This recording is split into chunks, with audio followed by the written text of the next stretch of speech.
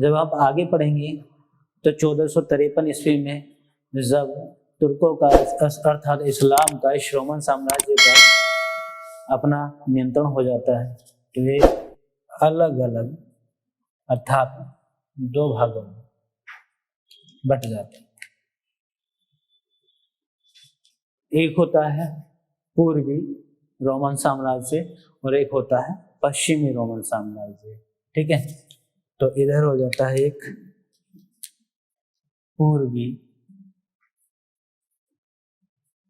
Roman साम्राज्य, eastern Roman empire, और वही पश्चिमी रोमन साम्राज्य।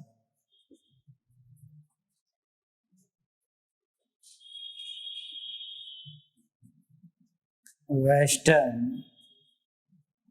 रोमन एम्पायर, पश्चिमी रोमन साम्राज्य और पूर्वी रोमन साम्राज्य। अर्थात ये जो रोमन एम्पायर था ये दो भागों में बट जाता है, पूर्वी और पश्चिमी रोमन साम्राज्य।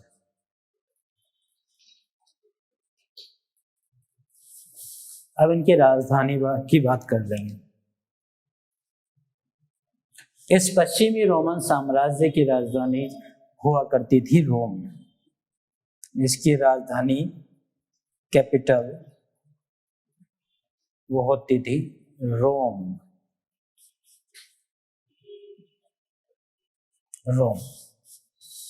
वही पूर्वी रोमन साम्राज्य की राजधानी हुआ करती थी, इसकी कैपिटल राजधानी हुआ करती थी कस्तुंतुनिया।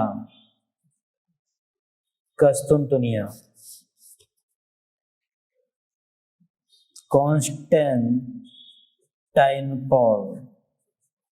कस्तुंतुनिया इसको बोला जाता है। आज के टाइम को अगर देखें तो टर्की।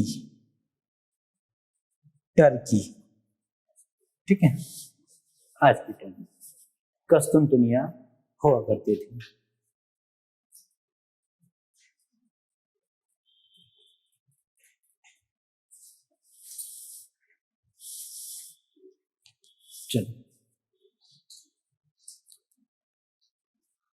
तो रोमन एम्पायर को आप लोग समझ गए पूरा, रोमन साम्राज्य क्या था कैसा था। ठीक है, अब आगे देख लेंगे इसमें। तो ये जो 5वीं सदी तक का इतिहास है उसको जान लेंगे, आरंभ से 5वीं सदी तक का। इससे प्रवृत्तियां क्या क्या मौजूद थी, प्रवृत्तियां या मान्यताएं,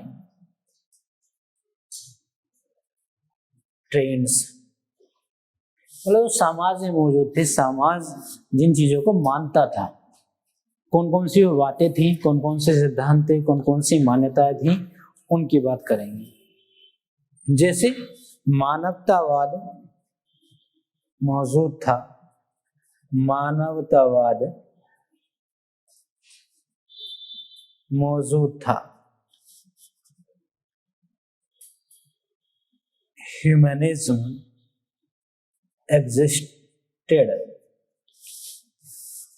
मानवतावाद मौजूद मतलब इंसानियत मौजूद थी, तवज्जो दी जाती थी वो मानव को, जानवरों को नहीं। ठीक है, तो मानवतावाद मौजूद था।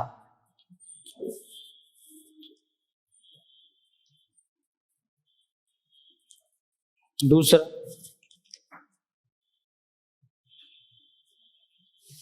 लौकिक जीवन पर बल,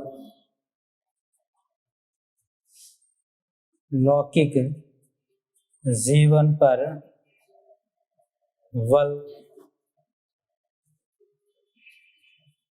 एम्फेसिस ऑन वर्ल्डली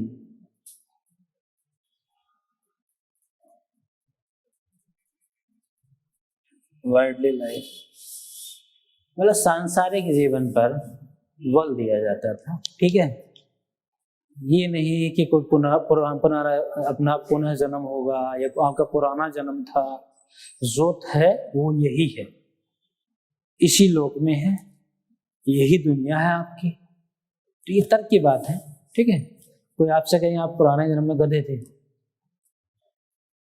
बड़ी मुश्किल से आप इंसान बने और इस जन्म में अच्छे काम नहीं करेंगे तो अगले जन्म में भी आप गधे बनेंगे। तो किसने देखे पुराने नए जन्म, ठीक है। लौकिक जीवन पर मतलब जो ये है, जो हो तुम आज ही इसी जीवन में आपको जो आपने किया है कर्म, उसी कर्म के आधार पे आपको फल मिलेगा और मिलेगा सब यही, ठीक है। और लौकिक जीवन पर बल देना, मानवतावाद मौजूद था, उधर नोट कर लिया। जल्दी से मैप वगैरह बना लीजिए, मैप जरूर बनाइएगा, ठीक है।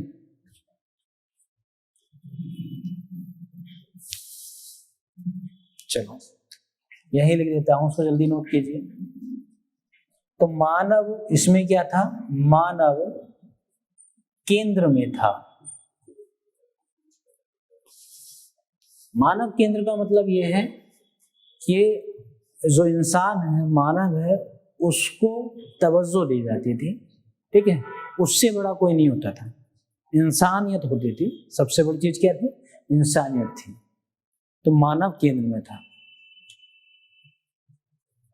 मानव की आजादी या स्वतंत्रता पर बल, ठीक है, एम्फेसिस और ह्यूमन फ्रीडम।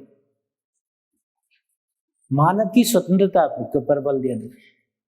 क्यों किसी को बंधन में जकड़े, चाहे वो धर्म का बंधन हो, सामाजिक पाबंदियां हो, क्यों? सब माना जाता था कि आजाद है प्रत्येक व्यक्ति, स्वतंत्र है, प्रकृति ने उसको स्वतंत्र भेजा है।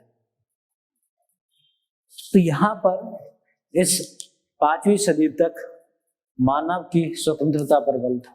मानव आजाद है, स्वेच्छा से जो कर सकता है, वो किसी के गुलाम नहीं है। तो ये सब बातें थी, इसमें मौजूद थी सब बातें, तो ये सब अच्छी बात नहीं, ठीक है। तो आरंभ से 5वीं सदी तक की मान्यताओं को देख लिया क्या क्या थी। अब बात कर लेते हैं इस मध्यकाल मिडाइवल इतिहास की बात कर लेंगे, जो कि सोया हुआ काल, ठीक है। यहाँ इसको जागा हुआ क्यों कहा गया, क्योंकि इंसानियत की बात हो रही है ना। यहाँ पर क्या है, इंसानियत की बात हो रही है। अब देखिए सोया हुआ काल जो 5वीं सदी से 14वीं और 16वीं सदी तक के बीच रहता है, तो उसकी बात कर लेंगे। ये साफ कर दे रहा हूं। अब ऐसा इसमें क्या हो गया कि दरअसल ये सो ही गया, ठीक।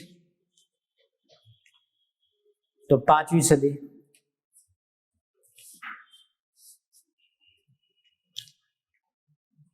सही से बनाना,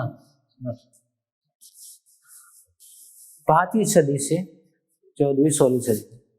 तो यहाँ पर जब लोग ज्यादा चतुर हो गए ना, थोड़ा समझदार होने लगा, तो यहाँ पर आ गई सामंती व्यवस्था, फेडरलिज्म सिस्टम या फेडरल सिस्टम, सामंती व्यवस्था, ठीक है, कुलीन व्यवस्था। मतलब जो संपत्ति की अवधारणा है कि मेरा है, भौतिक अवधारणा ही मेरा है, वो विचारधारा आ गई। इसी को सामंती व्यवस्था आप यहाँ कह सकते हैं। जितना मैंने घेर लिया उतना मेरा है, इस तरह की एक विचारधारा सामने आ गई। दूसरा इसमें, अब जब ये लालच आ गया लोगों के मनों में कि ये मेरी वस्तु है, उसका फिर वो भौतिक सुख लेने लगा।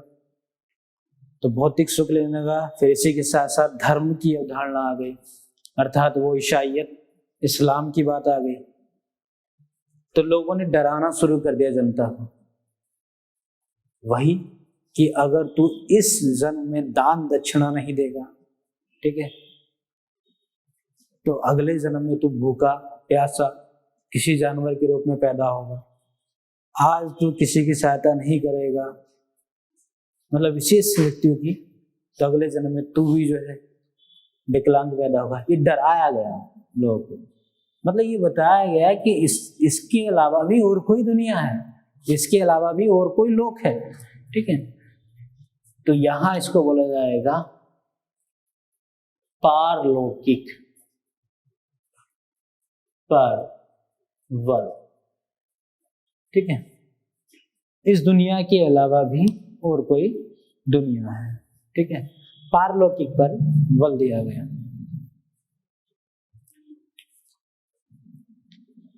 और बताया गया कि यहाँ सही काम करो वरना वहां हिसाब होगा, ठीक है। आपको जो है गरम गरम कढ़ाई में तला जाएगा, इस टाइप से डरा दिया गया है। अगर आप 151 रुपये दान नहीं करेंगे तो आपके पकोड़े बन जाएंगे।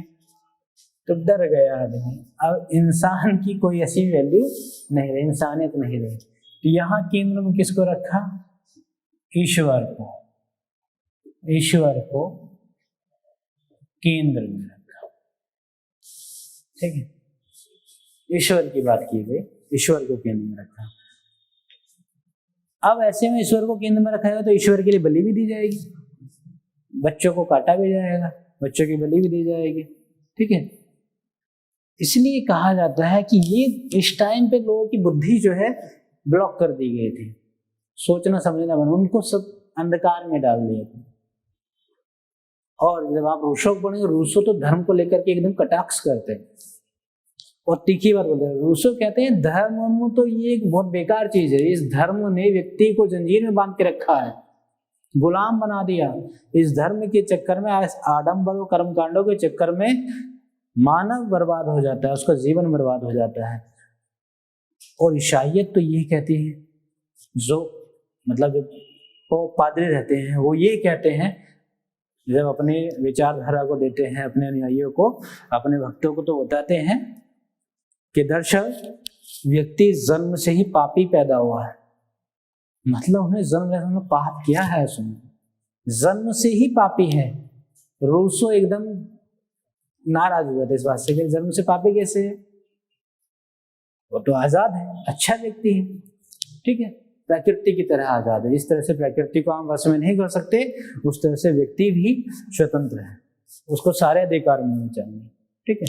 तो इसी तरह जहां पर मानवतावाद की बात नहीं की जाए, पारलौकिक की बात की जाए, सामंती व्यवस्था और ईश्वर को केंद्र में रखा जाए, मानव को केंद्र में नहीं रखा जाए, तो इन्हीं सब मान्यताओं की वजह से इसको सोया हुआ काल कहते हैं या सोया हुआ समय कहते हैं। ऐसे में क्या है, चर्च व्यवस्था